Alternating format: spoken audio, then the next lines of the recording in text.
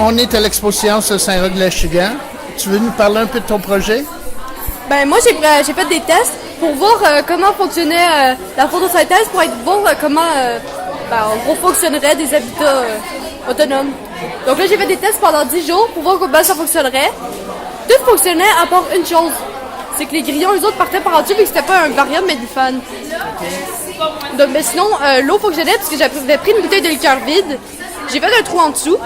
J'ai mis des roches dans le fond, puis j'ai mis de l'eau dedans. Comme ça, quand l'eau remontait, elle allait entre la bouteille, puis elle glissait ses côtés quand elle redescendait. Comme ça, là, j'avais un cycle de l'eau complet. Puis vu que c'est des plantes désertiques, il n'y avait pas besoin d'eau. J'ai fait un projet sur les moisissures. J'ai fait ce projet-là parce que je me suis dit, dans quel environnement ou à quelle température les moisissures croissent plus vite. Dans ce cas-ci, on a fait à 30 degrés, à 22 degrés, soit température pièce, et 4 degrés, température frigo.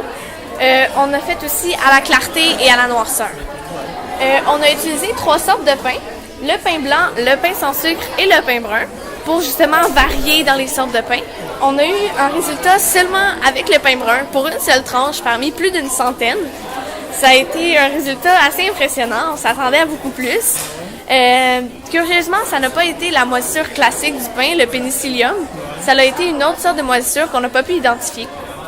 Alors, on était pas mal surpris. Puis au départ, on s'attendait à plus de moisissure, mais après une réflexion, on a réalisé que c'est sûrement à cause qu'on a utilisé de l'eau stérile, avec des gants stériles, un couteau stérile, des sacs stériles. Alors, c'est pas mal. Ouais, ça n'a pas aidé. Mais en même temps, je suis quand même fière parce que ça démontre que les agents de conservation, ils sont pas mal présents, puis en même temps, ils aident à conserver les trucs. Mais on se dit, est-ce que ça l'aide vraiment à conserver ou ça fait juste nous montrer, nous faire croire avec l'apparence que c'est encore bon? Moi, c'est la perception du son de l'oreille humaine. D'abord, il y a l'oreille externe avec les pavillons qui aspirent le son et qui les conduit au conduit auditif externe, que eux, les conduisent au tympan, les tympans aux osselets, les osselets aux nerfs auditifs, les nerfs auditifs à la caisse du tympan, la caisse du tympan à la trompe d'Eustache. L'oreille, elle entend le son. Le nerf auditif il envoie le son vers le cerveau pour envoyer le message. Ici, c'est le cortex auditif qui reçoit le message, qui perçoit le son. Puis ici, c'est ça. Puis on a un exemple ici de la vibration du tympan. Parfois, si c'est le son qui rentre dans l'oreille, si c'est le Le tympan, son du piloton, la fille n'est pas en long fleuve tranquille. Qu'avoir les réactions d'un nouveau-né à l'hôpital, c'est Chelsea Force et qui comprend que souvent La bioluminescence, c'est un mélange de deux produits qui forment de la lumière. C'est la luciférine et la luciférase. On peut en retrouver dans plusieurs sortes d'animaux, des insectes et des animaux marins. Comme la crevette et les méduses. Et dans aussi les lucioles. Mais nous, on voulait essayer de recréer la lumière que les lucioles font. Mais on n'avait pas les produits, alors on a improvisé. On a pris du peroxyde et du luminol, qui est un produit qu'on retrouve dans les bâtons lumineux. On a fait une expérience sur la photosynthèse. La photosynthèse, nous, on est hétérotrophes, c'est-à-dire on se nourrit de la nourriture que c'est pas nous qui faisons. Les plantes sont autotrophes, elles se nourrissent de la nourriture que c'est elles-mêmes qui font. Elles font leur nourriture avec la photosynthèse. Ce que c'est qu'elle prend par les racines l'eau et les minéraux, par la feuille la lumière du soleil, l'énergie, et le CO2. Avec tout ça, elle produit de l'oxygène et du sucre qu'elle se nourrit, de l'oxygène qu'on respire. Alors, on voulait savoir combien de quantité de sucre se fait produire par une plante. Et finalement, on n'avait pas le matériel nécessaire, fait qu'on a calculé le CO2 avec le matériel qu'il y a là.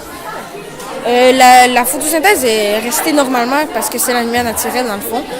Sous la lampe solaire, il n'y a pas eu de photosynthèse dans le fond. La plante n'a pas fait de photosynthèse. Après ça, notre autre résultat, c'est le néon.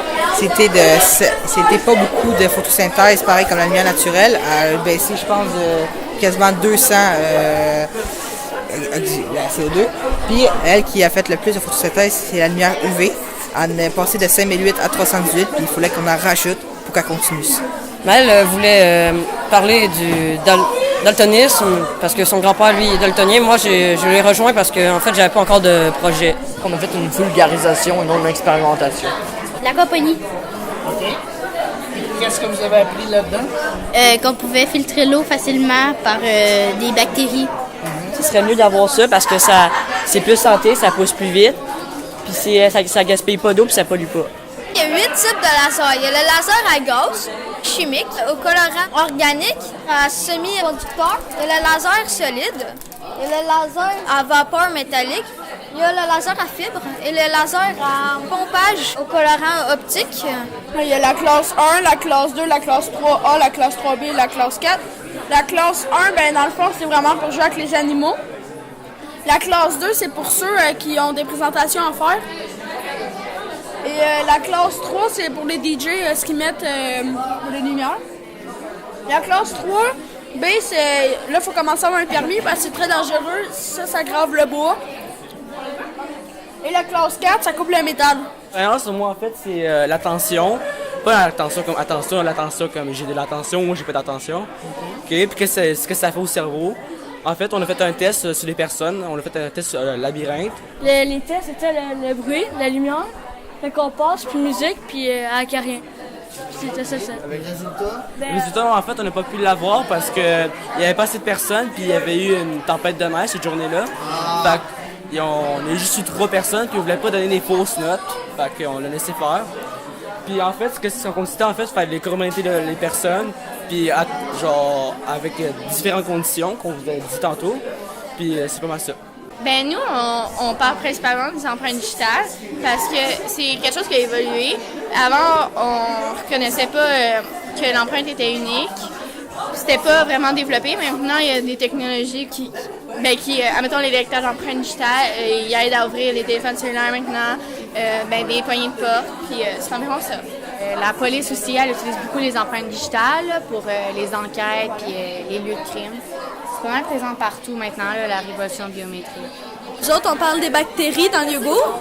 Une fois, pour commencer, nous, on a placé 4 pots de yogourt dans 4 climats différents.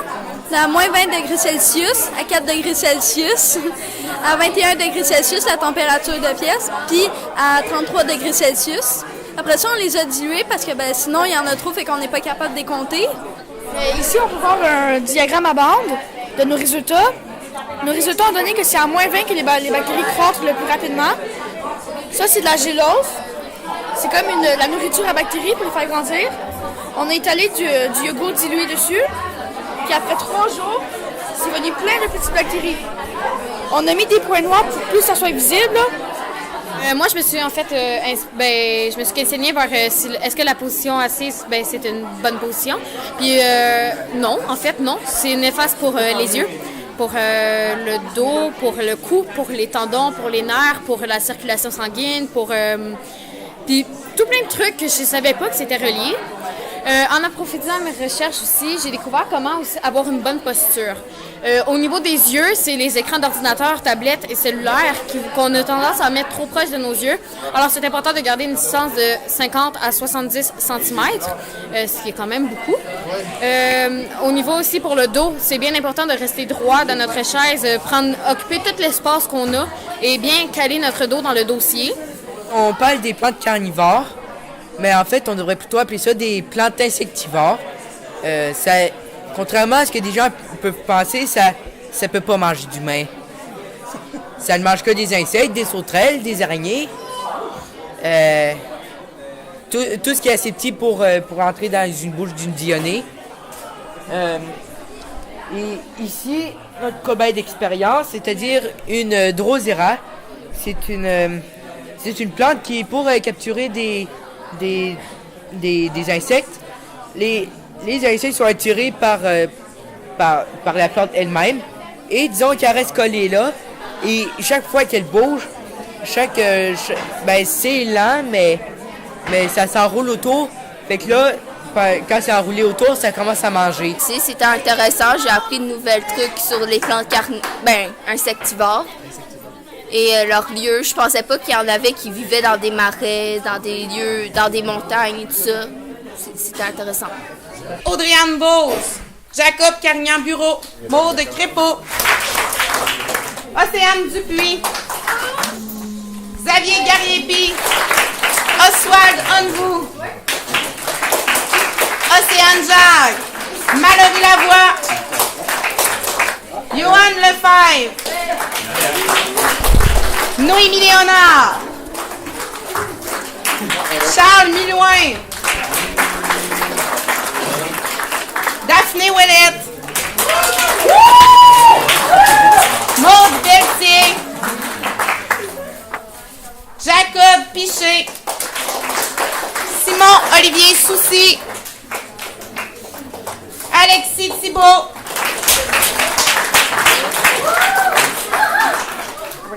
Émeric Aubin, David Lépine Denis, Jonathan Labelle, Marc-Antoine Boulet, Émilie Béliveau,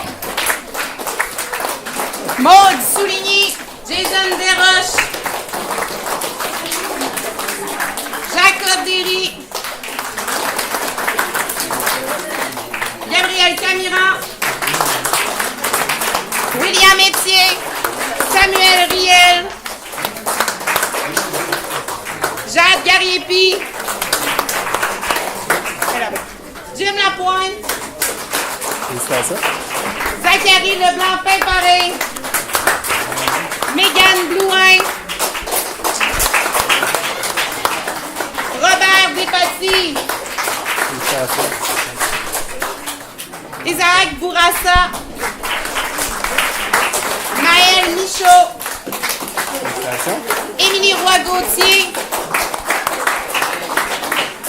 Gabriel Hunot-Proto, Mathieu Pelletier,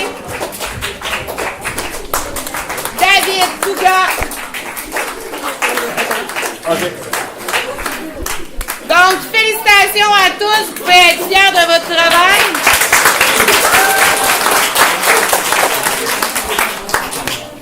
Simon et moi, on a fait des heures incroyables en récupération, des midis à ne pas dîner. Vous nous avez vu manger nos sandwichs sur le coin de la table, courir comme des malades.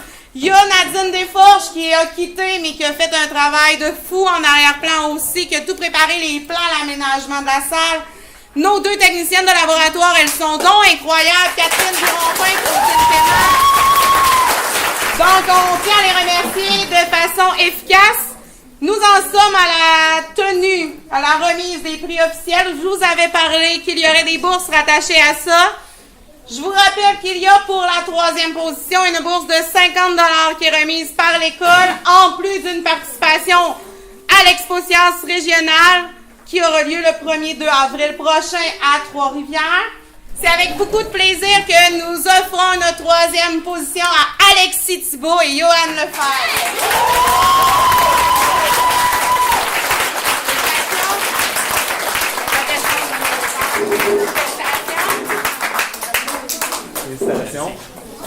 Nous avions annoncé qu'il y aurait une bourse de 100 $ pour la 2e position.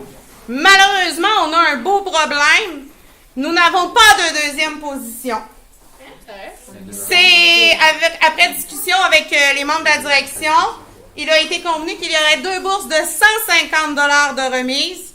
2 bourses de 150 $ remises de façon ex-aequo, à même pas 1 centime de différence. C'est vraiment ex-aequo. La note, elle est la même pour les 2 équipes.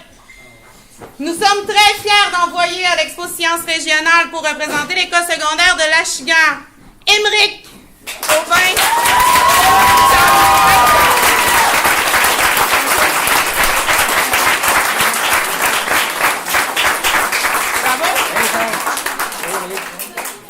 Bravo. Bravo, Charles. Et c'est pas fini. Nous enverrons aussi